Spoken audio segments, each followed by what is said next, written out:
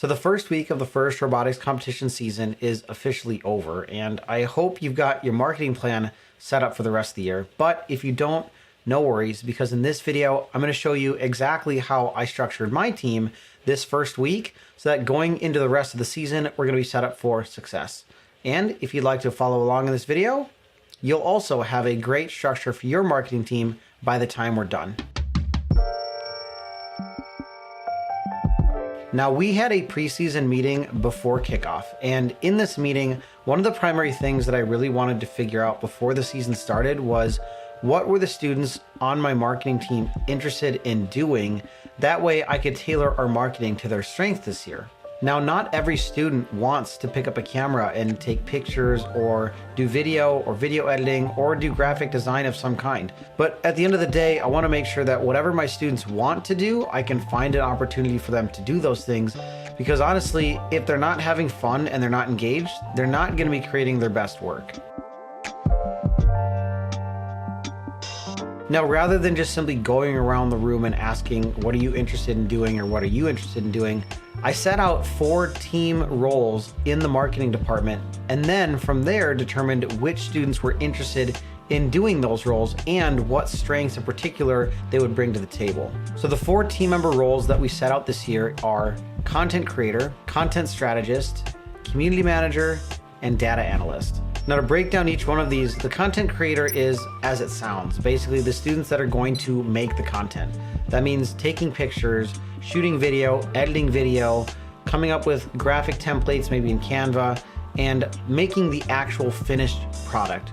Now, that was a rule that I set down this year that I heard actually from Web Robotics at Worlds, and that is that if a student takes on a project or has an idea for making some kind of content, they are responsible for taking that and bringing it to completion, meaning they don't just snap a couple pictures and then drop them in a drive and go, all right, there you go, or take some video clips and then hope someone else will do something with them.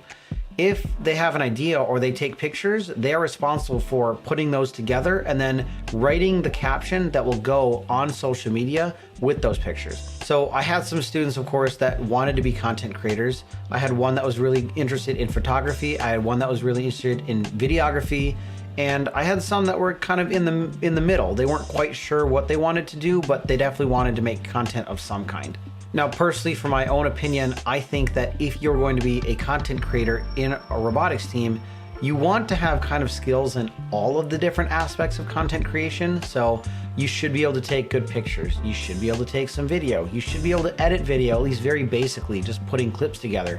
You should be able to utilize Canva to make some graphics. You should be able to write a caption for a post. One of the things that I really wanted to avoid was only having certain students able to do certain things.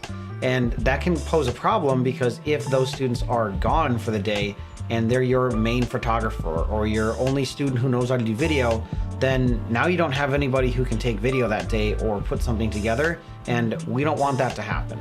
So I am working this year on teaching my students some of these skills that they maybe don't have or are weaker in so that they can kind of be all around content creators of any kind.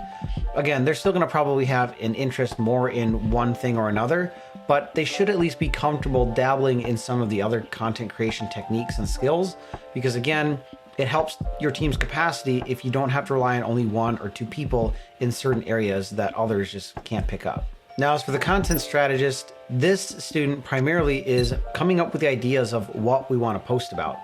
One of the questions that my students asked at the very beginning of this season was, is it okay if students have access to the team's social media and can post on it whenever they feel like? Now, personally, I really don't care if my students post on our social media for the team. I trust that if whatever they put out there is going to be appropriate.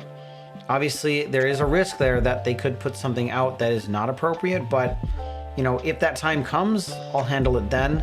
Otherwise, I think it's a good idea to give them the responsibility of what it's like to manage a social media page for a team or an organization.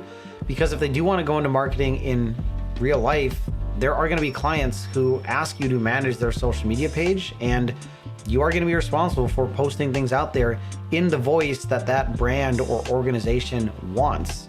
And yeah, sometimes you can put things out that maybe don't resonate as well as you'd like, or that some people take the wrong way. And I've done that many times where I've put something out there and I've had to kind of recant it or pull it back because it didn't quite connect the way that I thought it was going to, or I said something that some people took the wrong way that I didn't even realize when I was first putting it together. But the reason why this is important is because if a student is going to come up with ideas of what they want to post on the team's social media, then they need to have creative freedom and reign to be able to do that and not feel like they're being stifled, and that everything they put out there has to be approved by the mentors of the adults.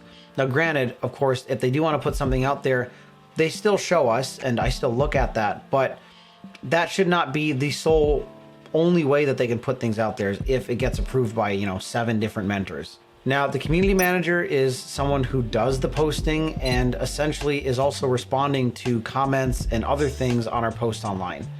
Now, right now, this is me who is doing this mainly because the students haven't got access yet to our social media, but ideally, I would like a student to be the community manager, putting the posts out online and responding to comments, because I think it's important that they're the ones engaging with our community, because at the end of the day, they are the face of our team. When we go out to public places, they're the ones that are interacting with the general public, and it's not only just me.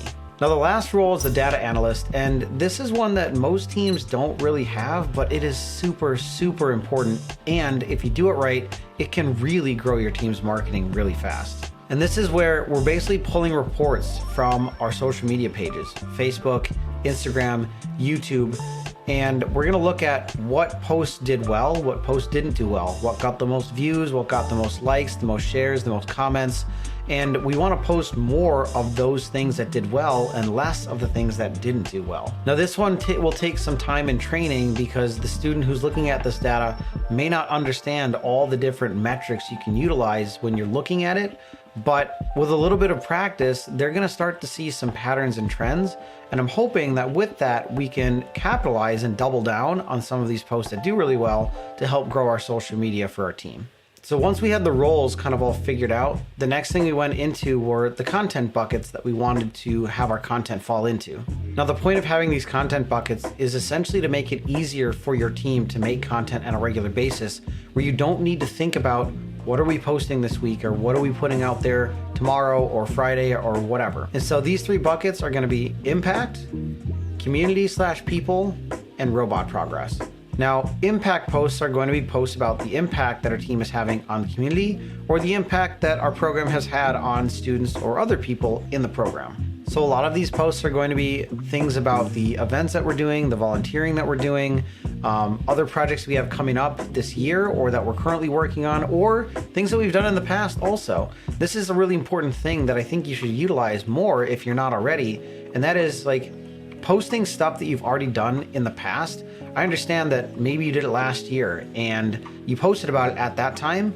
It's okay to post about it again and to remind people, hey, look at all this stuff that we've already done and we're planning to do more of. Because oftentimes when you post about these kinds of things online, not everybody sees it. And so if you only posted about it that one time that you did it, you maybe hit like 5% of your followers online, but there's a big chunk who probably never saw that post. So posting about it again is just giving it another chance to reach people who didn't see it the first time.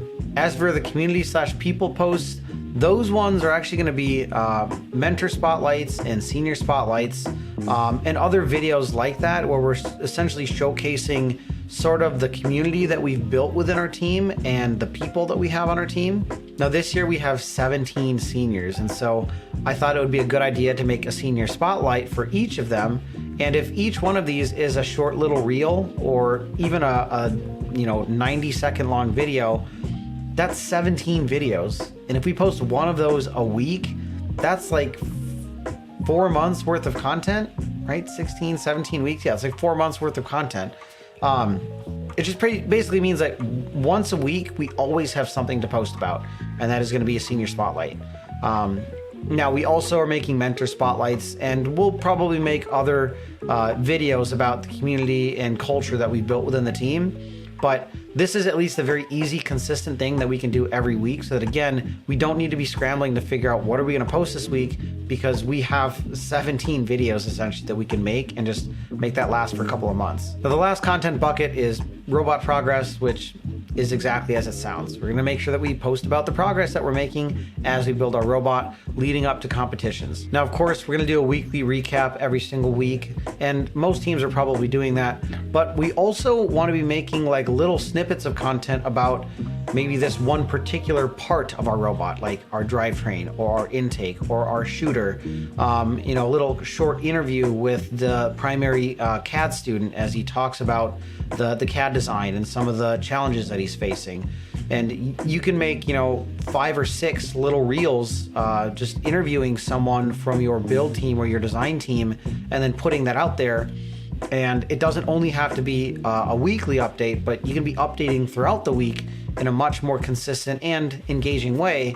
That way, by the time you get to the end, the recap covers all kinds of stuff beyond just simply the robot build, right? You can also go into what your outreach team is doing, or your media team, or your programming team. It's going to give your audience a much better behind the scenes look at what you've been doing all week if you kind of structure these little bits and pieces throughout the week, and then a big overall video at the end of the week. So with these content buckets in mind, we wanted to plan out our schedule after that. And our schedule, we wanted to post about 3 times a week. That way we are making sure that we had stuff going out pretty consistently on a regular basis. And to utilize our content buckets, we basically structured it where Mondays we're going to post about impact, Wednesdays we're going to post about community/people, or one of these senior spotlights or mentor spotlights, and then Saturdays are going to be our robot progress updates or our weekly recaps. Now, that's not to say that we can't post more often than Monday, Wednesday, Saturday, especially right now when things are hyped up and we're, prototyping and getting little clips of balls flying through the air from our shooter and intake. We can slot other pieces of content in the other days throughout the week. So, Monday, we're definitely going to post about impact, but then Tuesday, if we have a nice little short from some demo that we tested, we'll just throw that out there on Tuesday. Wednesday is going to be a senior spotlight, guaranteed. Thursday, again, could be another little short or some pictures of what we've been working on. Same thing on Friday, and then Saturday is our weekly recap. Now, one other piece of content that we didn't really make a bucket for, because these are a little bit more impromptu or ad hoc, are just fun videos that we find online that we think could be fun to make. These don't really fall under any particular category because they could be random, but I think it's important to kind of experiment with content like this. You may be surprised at how well it does, and it may bring in new viewers to your team that aren't interested in robotics, but they see something from you that they find interesting and fun and engaging. They follow you, and then by following you, they learn more about your team, which introduces robotics to new people who don't know what robotics is yet. One thing that I like to do is I will find things online on Instagram or YouTube or Facebook, and I will save them. I will put a link to them in like a Google Sheets of just video ideas. And that way I can reference them when I want to show my team and I don't forget. And I think this is something that pretty much every team should have, which is just simply an idea bank. Just ideas that you find online, you can put in there as links, or things that pop into your head, just jot them down so you don't forget. The more ideas that you have about making content, the easier it is to market your team, because again, you're not going to be scrambling to think about what it is that you want to post, because you just curate this list and then you just kind of pick whatever you want to make at the time that, if you have time to make it. All right, so our practice structure is essentially made up where we come into practice and everyone then is assigned one project or thing to work on that day, and they work on it until it is done. Now, we did struggle with this first week, and we have not really got this quite down yet, but it's what I'd ideally like it to be, because otherwise what happens is some person starts working on something and then they go home and they don't finish, or they have to hand it off to somebody else, and that person doesn't really know what the first person did or what their idea was, and then they don't work on it because they're like unsure what to do. And then all of a sudden you got all these little pieces of content and projects, but like none of them are getting finished. And so instead, I want each of the students to focus on whatever their piece of content is that they're making and finish it. Like bring it to completion. And then once it's done, move on to the next thing. rather than like, I'm gonna work on this little part of this thing, and then this person's gonna work on another little part of the same thing, and then we'll like bring all the pieces together. Now that's not necessarily a bad thing to do, and obviously if you have enough students to do it, that's great. But I know that a lot of marketing teams, especially for robotics, are relatively small. I mean, you may only have 1 to 3 students. I'm fortunate this year and I have 4, with another 2 that are in a different department, but they're helping out. So we have a pretty decent number of people to be able to kind of do a lot of different things like this. But especially if you have only 1 or 2 students on your team that are interested in doing media or marketing, then it's really important that like you just have them focus on making that one piece of content, finish it, then move on and make the next one, finish that one, and then move on to the next one. You don't want to have little bits and pieces. Otherwise, again, you're going to start falling behind. You're not going to hit your schedule and your deadlines. And then ultimately, again, your marketing is going to be inconsistent, and you really don't want that to happen.